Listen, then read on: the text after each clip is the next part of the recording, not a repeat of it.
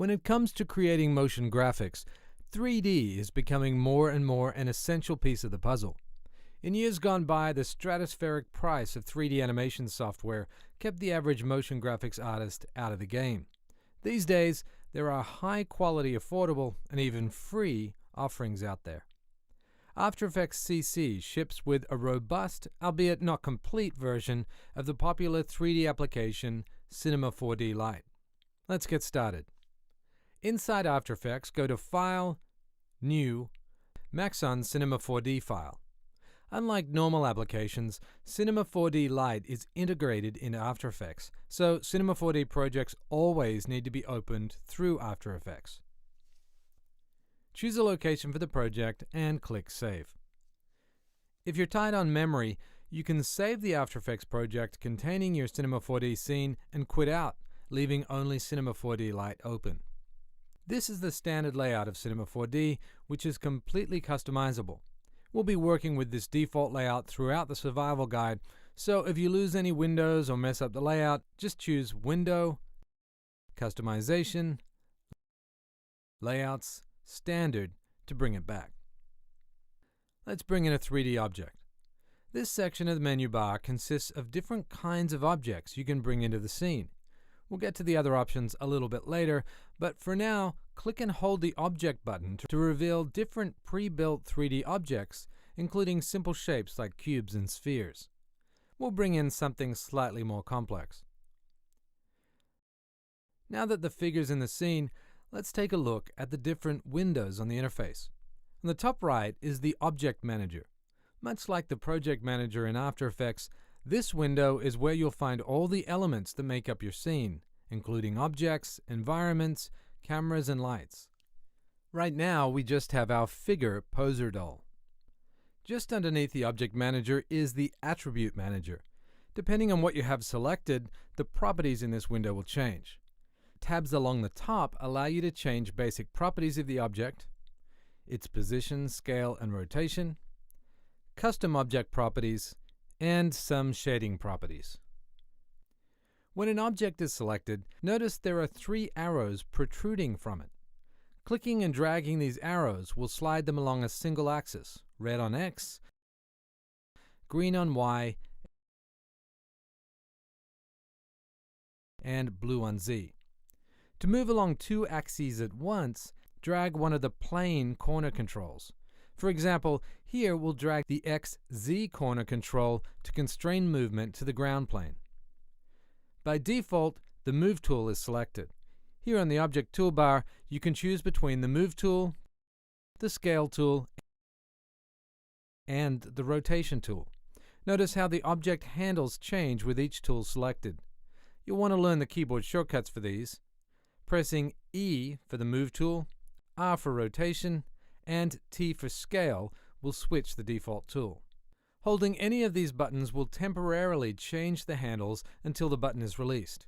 Normally, these handles will affect each axis individually. In this example, scale is affected globally since the figure is a pre-built object.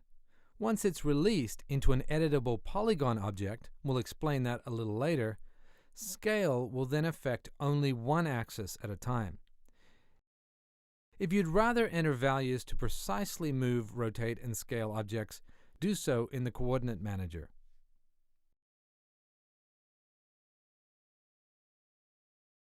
Now that you understand how to manipulate an object, let's look at how we can change our view. Hold down the Alt or Option key and drag with the left mouse button held down. This pivots the view. While still holding down Option or Alt, drag with the middle mouse button down. This pans your view.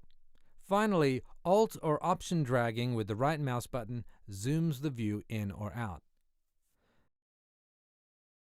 There are buttons at the top right corner of the viewer that will also pan, zoom, and rotate. A fourth button brings up multiple orthographic views in addition to the perspective view. You'll see that each new viewer window has the same menu bar. To return to a single viewer, click the same button at top right of the viewer you want to focus on. Here, we'll return to a single perspective view. Select an object simply by clicking on it. If you lose track of the objects in your scene, simply press H to frame everything or S to frame a selected object. Okay, enough of the basics. Let's create a scene that's a little more useful. Choose File, Close to close the existing scene. No need to save our test scene. Click the Environment button to add a floor object to the new scene. Though it doesn't look like it from its representation in the viewport, the floor actually stretches off infinitely in all directions. This Environment drop-down menu contains additional elements beyond the scope of this tutorial. Let's also bring in a pre-made 3D object. Now, if your talents are lacking in 3D modeling, don't sweat it. There are loads of online resources where you can download models to use in your projects, and many were created in Cinema 4D, so they're ready to go right out of the box. We have a camera model we're going to import.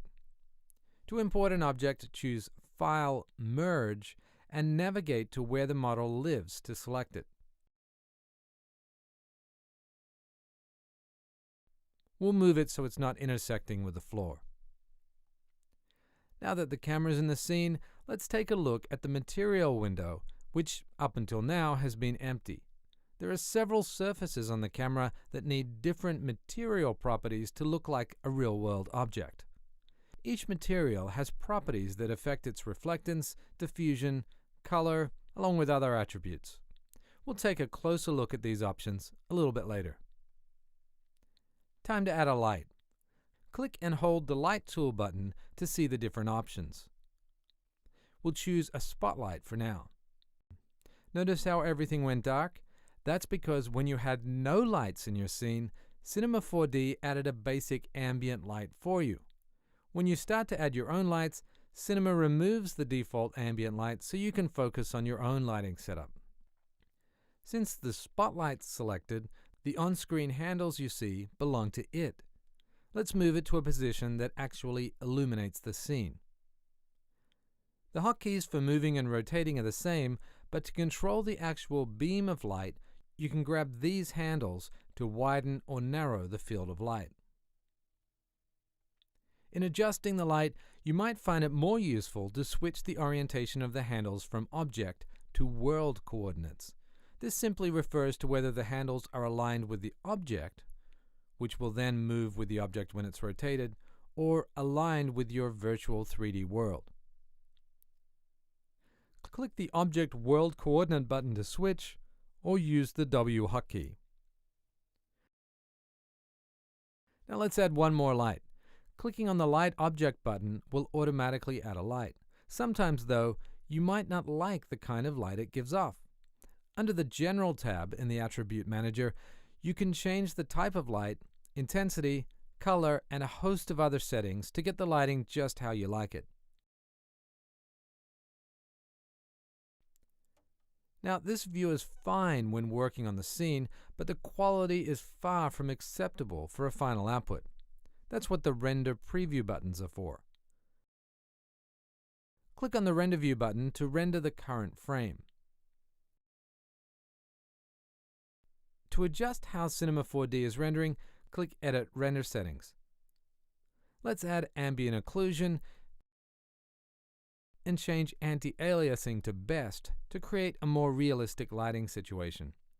Render Settings is also where you find Output Settings, so make sure the resolution settings match your After Effects project settings.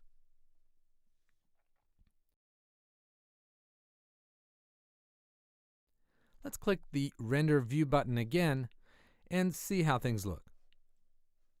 Pretty good, but the floor looks a little dull, so now's a great time to add a material to it. We could take one of the existing materials and drag it onto the floor layer, but instead, let's build a material from scratch. Double-click in the blank gray space of the Material Manager to create a new material and open its properties in the Material Editor. We'll change the color and add a little bit of reflection.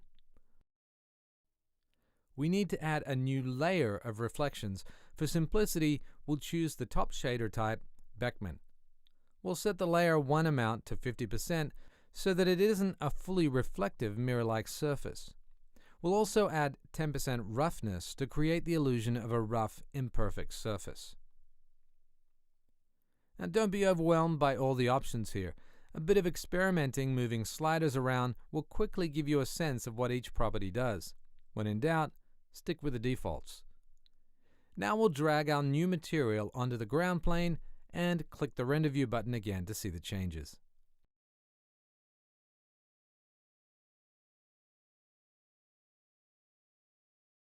Let's revisit the object bar and create some text. This is the Spline tool, which creates vector paths much like the pen or shape tool will do in After Effects. There are various shapes to choose from, but let's grab a text spline. In the Attribute Manager, we can change the text and font, as well as a few other things.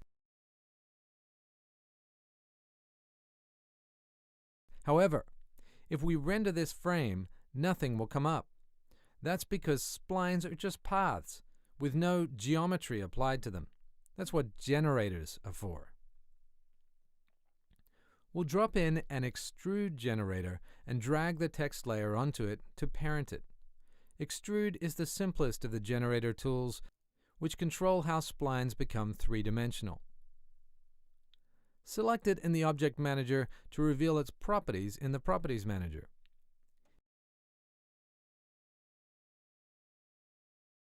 Here, we'll add a fillet cap to the front of the text and play with the steps and radius controls to get the smoothness we're after on the beveled edge.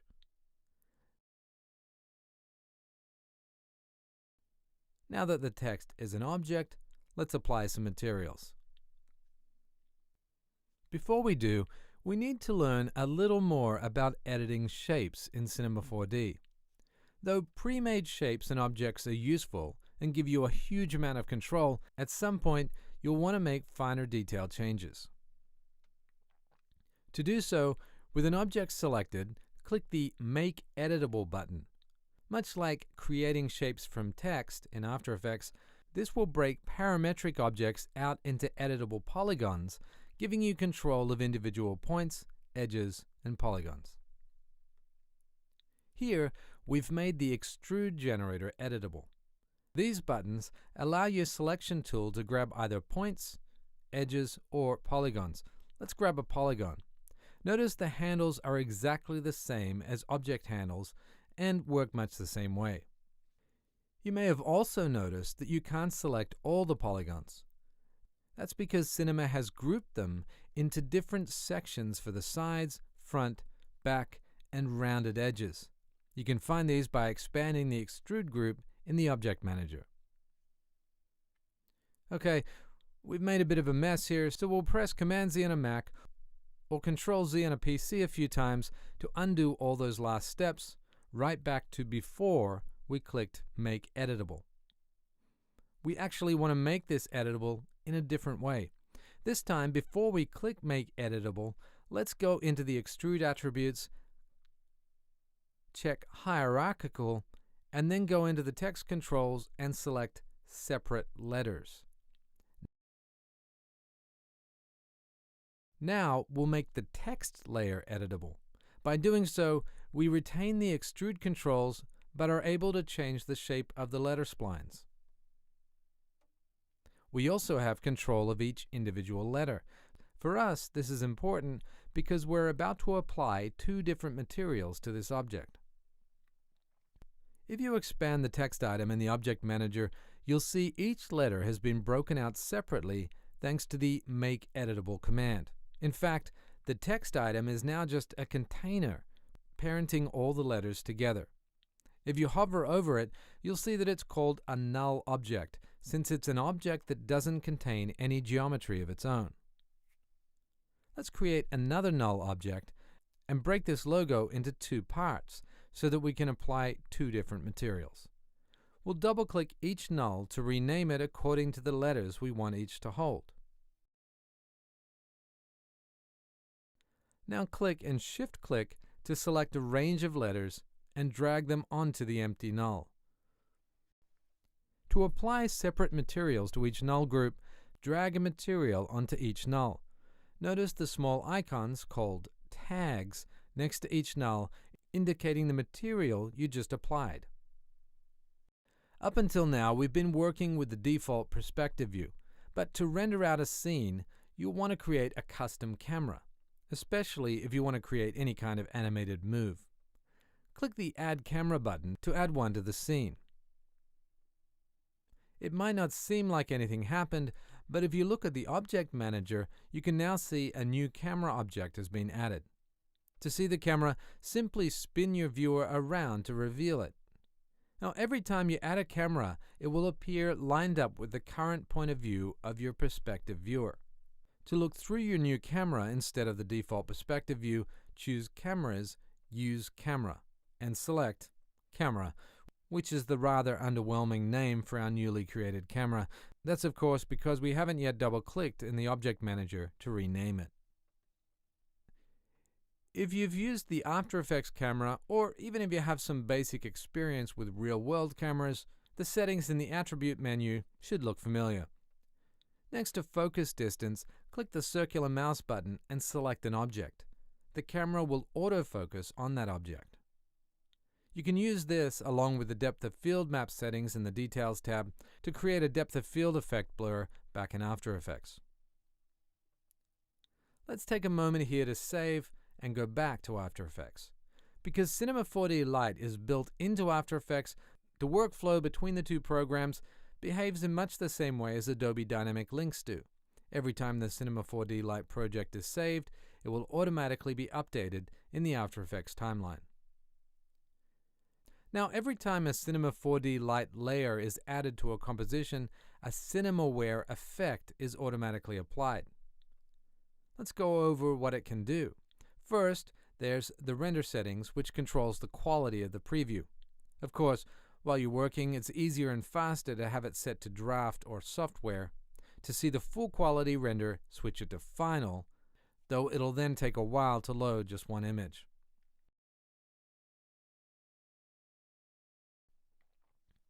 Also, notice the background of the image.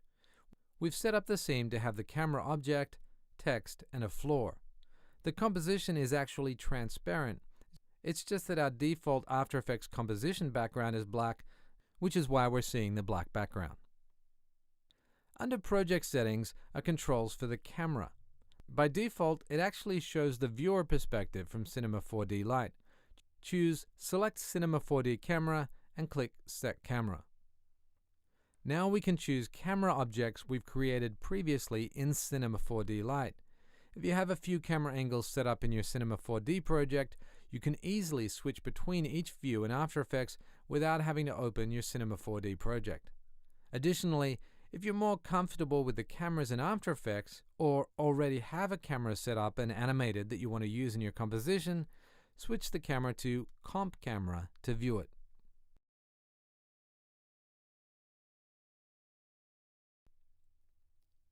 Let's switch back to Cinema 4D for one more thing: animation.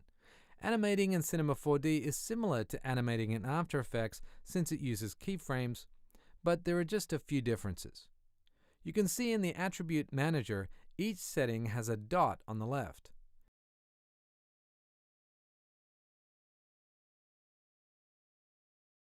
Clicking the dot will create a keyframe on the timeline. Where's the timeline, you ask? It's the tiny sliver right above the Materials Manager. This is the pared down playback window we get in the standard workspace, and for the most part, all we need. You can manually enter the beginning and end frames for the project here, as well as adjust how much of the project timeline is currently visible. Here are the playback controls to play or step through the scene frame by frame. This rectangle is the current time indicator, more commonly known as the playhead. Move the playhead to see another rectangle. This is the keyframe that we made earlier. Now, unlike After Effects, changing a setting does not automatically create a new keyframe. By default, each one has to be manually created by moving the playhead to the desired frame and creating a keyframe with a changed setting. Alternately, you can enable auto keyframing via its button above the animation timeline.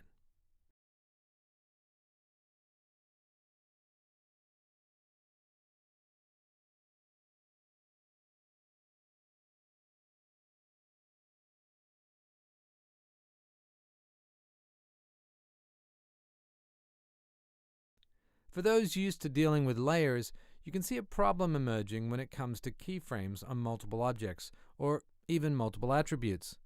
Things start to get messy. Luckily, there's an easy solution. Choose Window Timeline.